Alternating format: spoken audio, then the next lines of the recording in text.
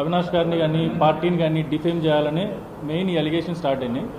So వాళ్ళ target reach అయ్యేసరికి allegations మరీ ఎక్కువైపోయింది. దీన్ని ఎందుకు అలిగేషన్స్ అంటున్నాను, ఆధారాలు లేవంటున్నానంటే, మీరు సిబిఐ ఛార్జ్షీట్ వేసినప్పటి నుంచి గమనిస్తే ఒక్క దస్తగిరి స్టేట్మెంట్ తప్ప మా నాన్నగారిని కానీ, భాస్కర్ రెడ్డి గారు కానీ, అవినాష్ రెడ్డి గారిని కానీ ఎత్తి చూపడానికి ఒక్క ఎవిడెన్స్ లేదు. ఒక్క ఛార్జ్షీట్ తప్ప, ఒక ఛార్జ్షీట్లో దస్తగిరి స్టేట్మెంట్స్ తప్ప ఒక్క ఎవిడెన్స్ కూడా మా మీదకి చూపించలేకపోయారు. ఒక ఎవిడెన్స్ కూడా కలెక్ట్ చేయలేకపోయినారు. ఎగ్జాంపుల్, గూగుల్ టేక్అవుట్ అన్నారు. గూగుల్ టేక్అవుట్ని ఎవరు కన్ఫర్మ్ చేయాలి? ఎనీ ఎవిడెన్స్ ఆ కంపెనీ అథెంటికేట్ చేయాలి ఇది కరెక్ట్ అని. గూగుల్ ఇంతవరకు అథెంటికేట్ చేయలేదు. ఎవిడెన్స్ కరెక్ట్ కాదని వాళ్ళకు తెలుసు, వీళ్ళకి తెలుసు. అందుకు ఫైనల్గా గూగుల్ టేక్అవుట్ని కూడా ఎవిడెన్స్లా కూడా చూపించలేకపోతున్నారు. ఇది ముందే ఒప్పందం అన్నమాట. అంటే దస్తగిరిని అప్రూవల్ చేయాలనేది కేసు సిబిఐ తీసుకున్నప్పటి నుంచి జరుగుతున్న నాటకం. బట్ సిబిఐ ఏం చేసింది? యాంటిసిపేటరీ బెయిల్ ఇచ్చి వాడిని అప్రూవల్గా మార్చింది. మామూలుగా మార్చాలంటే వాడిని బెయిల్ ఇవ్వకుండా జైల్లో పెట్టి అప్రూవల్గా తీసుకోవాలి. అప్పుడు అది కరెక్ట్ పద్ధతి. సో దీన్ని బట్టి క్లియర్గా తెలుస్తుంది CBI Dastagiri hand in glove. ముందే వాటితో మాట్లాడుకొని నీకు బెయిల్ ఇప్పిస్తాము, నువ్వు కేసు అయిపోయిన వరకు బయట ఉండొచ్చు, నేను అప్రూవల్గా మాడతాము, తర్వాత శిక్ష కూడా పడదు, నేనేం చెప్తే మీరు వినాలి అనేది. దానికి సునీత ఎటువంటి అబ్జెక్షన్ చెప్పలేదు. చంద్రబాబు నాయుడు ఒక ప్రెస్ మీట్ పెట్టారు. ఈ మర్డర్ జరిగిన రోజే పెద్ద ప్రెస్ మీట్ పెట్టి క్లియర్గా చెప్పాడు. అంటే ఇది చేసింది బయట వాళ్ళు కాదు, ఇంట్లో వాళ్ళే చేశారు. ఎందుకంటే బయట వాళ్ళు వచ్చి చేసినట్లు ఆధారాలు లేవు. సేమ్ ఆయన ఎలా చెప్పారు, సిట్ నివేదిక కూడా అలాగే ఉంది. ఇంత ఓపెన్గా క్లూస్ టీమ్ వాళ్ళు బయట జనాలు వచ్చి బద్దలు కొట్టుకొని లోపలికి వచ్చినారని ఎవిడెన్స్ పక్కన పెట్టేసి చూడకుండా క్లియర్గా లోపల వాళ్ళే చేసినారు అని చెప్పడానికి ఓ పెద్ద బూటకం నాటకం స్టార్ట్ అయింది. అది అప్పుడే స్టార్ట్ అయింది. అప్పుడైతే ఏ నాటకం స్టార్ట్ అయిందో సిబిఐ వాళ్ళ దగ్గర అదే కంటిన్యూ అయిపోయింది. దానికి తగ్గట్టు దస్తగిరి అనే వ్యక్తిని వాడుకోవడము, దానికి స్టోరీ క్రియేట్ చేయడము, లోపల ఎవరో వ్యక్తి ఉన్నట్లు, ఏవన్ ఎర్రగంగిరెడ్డి లోపల ఉన్నాడు, మేము బయట ఉన్నాము, మేము వస్తానే తలుపు తీసినాడు. క్లియర్గా తలుపు బద్దలు కొట్టుకుని లోపలికి వచ్చిన ఎవిడెన్స్ ఉంది.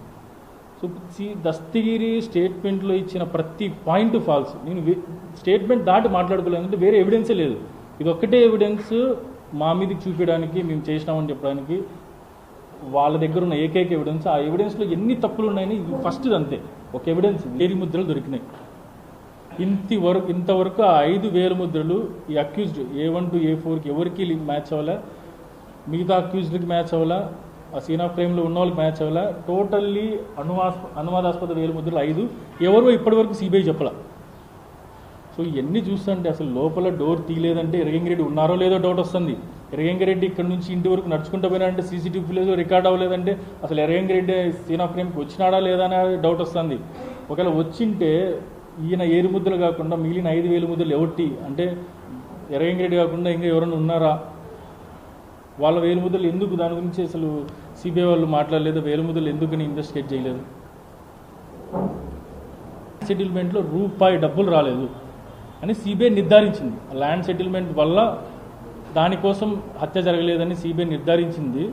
అసలు ఏంటి డాక్యుమెంట్స్ అంటే నార్మల్గా అంటే అలిగేషన్స్ కాదు, ఇది సిబిఐ స్టేట్మెంట్స్ రికార్డ్ చేసినప్పుడు వివేకానంద రెడ్డి గారి సెకండ్ వైఫ్ షమీము ఆ స్టేట్మెంట్లో చాలా క్లియర్గా చెప్పారు.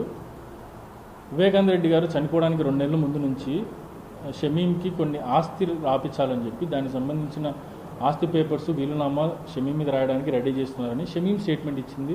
వాళ్ళ బంధువులు స్టేట్మెంట్ ఇచ్చినారు. సిబిఐ స్టేట్మెంట్లు వాళ్ళు రికార్డ్ చేసినారు. దాంతోపాటు వివేకానంద రెడ్డి తన క్లోజ్గా ఉన్న ప్రతి ఒక్కరికి చెప్తా ఉన్నాడు, నా 2వ భార్యకి నేను కొంచెం ఆస్తి రాపిస్తున్నాను అనేది దగ్గర క్లోజ్గా ఉన్న ప్రతి ఒక్కరికి చెప్పిన విషయం. సో మోస్ట్ ప్రాబబ్లీ ఆ ల్యాండ్ డాక్యుమెంట్స్ ఏంటంటే ఆ ల్యాండెడ్ వాళ్ళ ఆస్తి సెకండ్ వైఫ్ రాపించిన డాక్యుమెంట్స్. ఆ డాక్యుమెంట్స్ దొంగిలించాల్సిన అవసరం ఎవరికి ఉంటుంది? ఒక్కసారి ఆలోచిస్తే ల్యాండ్ డాక్యుమెంట్స్ దొంగిలించాల్సిన అవసరము ఒక్క ఫ్యామిలీ మెంబర్స్కి, సునీతకి, రాజశేఖర రెడ్డికి తప్ప, నరేంద్ర రాజశేఖర రెడ్డి తప్ప ఎవరికి ఉండదు. వేరే శక్తికి అసలు దొంగిలించాల్సిన అవసరమే లేదు. సో టోటల్ ఈ డాక్యుమెంట్స్ది, డోర్ పగలగొట్టుకొని పోయినది, ఈ దస్తగిరి స్టేట్మెంట్స్ ఎట్లా మారుస్తున్నాడు అనేది, దస్తగిరి స్టేట్మెంట్కి ఐ విట్నెస్ చేసిన స్టేట్మెంట్కి సంబంధం లేకుండా ఇదంతా కుక్కడప్ స్టోరీ, కొత్త స్టోరీ క్రియేట్ చేస్తారు. దాని మీద సిబిఐ ఛార్జ్షీట్ వేయడమే బూత్.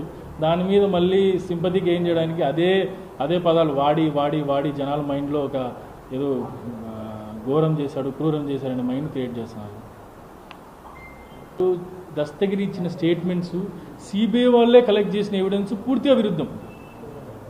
ఐ విట్నెస్ చెప్పిన స్టేట్మెంట్ దస్తగిరి ఇచ్చిన స్టేట్మెంట్ దానికి సంబంధం లే.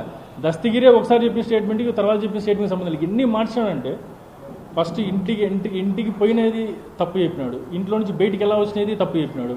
డాక్యుమెంట్స్ ఏంటంటే బయటికి వచ్చిన డాక్యుమెంట్స్ ఫస్ట్ ఏమో డాక్యుమెంట్స్ గురించి తెలియదు, రౌండ్ సీల్ వేసిన తర్వాత ఏమో క్లియర్గా సిబిఐ వాళ్ళు ప్రాంప్ట్ చేశారో లేదంటే సునీత 2 నెలలు కూర్చోబెట్టి ప్రాంప్ట్ చేసిందో క్లియర్గా చెప్తాడు. మళ్ళీ డాక్యుమెంట్స్ ఇవి కాదు, ల్యాండ్ సెటిల్మెంట్. ఎందుకంటే ల్యాండ్ సెటిల్మెంట్ మీద దోసేస్తే ఆ డాక్యుమెంట్స్ పక్కకి వెళ్ళిపోతుంది. డాక్యుమెంట్స్ ఒరిజినల్గా డాక్యుమెంట్స్ ఏదంటే ఆస్తి డాక్యుమెంట్స్ అవి బయటికి రాకూడదు. సో మళ్ళీ ఆ స్టేట్మెంట్ ఇంప్రూవైజ్ చేస్తారు. నాన్నని కానీ శివశంకర్ రెడ్డి గారిని కానీ భాస్కర్ రెడ్డి గారు కానీ అవినాష్ రెడ్డి గారిని ఈ కేసులో ఇన్వాల్వ్ చేయాలంటే అక్యూజ్డ్ గంగిరెడ్డితో A4 అంటే దస్తగిరితో కానీ A2 A3తో కానీ వీళ్ళెవరు ఇంతవరకు వాళ్ళకి కలిసినట్టు కానీ కాంటాక్ట్ అయినట్టు వీళ్ళెవరో కూడా తెలియదు. సో ఒక వ్యక్తి వీళ్ళకి అటాచ్ అయిన వ్యక్తిని కేసులోకి తీసుకోవాలా, దాంతో ఎర్రగంగిరెడ్డిని తీసుకున్నారు. ఎర్రగంగిరెడ్డి వైసీపీ పార్టీకి పనిచేస్తారు. ఆయనకి శివశంకర్ రెడ్డి గారికి ఏదో ఫోన్స్ ఉంటాయి, ఆ ఫోన్ సంభాషణతో లింక్ చేస్తా ఇంత స్టోరీ కుకప్ చేయడానికి ఎర్రగంగిరెడ్డిని ఇరికిచ్చారు. ఎర్రగంగిరెడ్డి తర్వాత నాన్నని ఎంత పెద్ద స్టోరీ డ్రామాలు ఆడినారు.